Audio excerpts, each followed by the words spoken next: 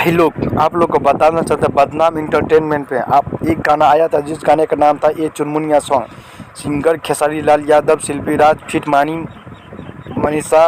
Bhojpuri hit song. Like के बात कर 2,86,000। अगर हम व्यू का बात करेंगे तो 5 लाख से ऊपर व्यू है। आप लोग देखिए, इसमें हम लाइव प्रूफ दिखा रहे हैं। अगर आप लोग ट्रेंडिंग स्टार का फैन हो तो मेरे चैनल को सपोर्ट कीजिए और शेयर करें खूब कर। और 11 वो ट्रेंडिंग कर रहा है ये गाना नेपाल में जाके। आप लोग देखिए, ये चुनमुनिया सॉन्ग गर्दा मचा रहा है, मचेगा सबको। ये गाना डिलीट हो चुका था, फिर से वापस आ गया।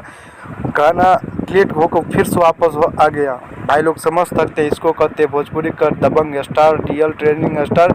ये गाना कतर में ट्रेंड कर रहा है 11 नंबर पे। ये चुनमुनिया सॉन्ग है। हम बात करेंगे ट्रेंडिंग स्टार का। आज जलवा हमेशा सब पे भारी रहता है। कतर में ये गाना ट्रेंड कर रहा है।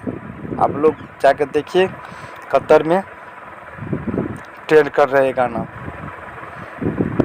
भाई लोग, आप लोग समझ सकते हैं, इस गाने के जो सब्सक्राइबर हैं आप लोग 1 लाख से ऊपर हो चुका है 0 सब्सक्राइबर से।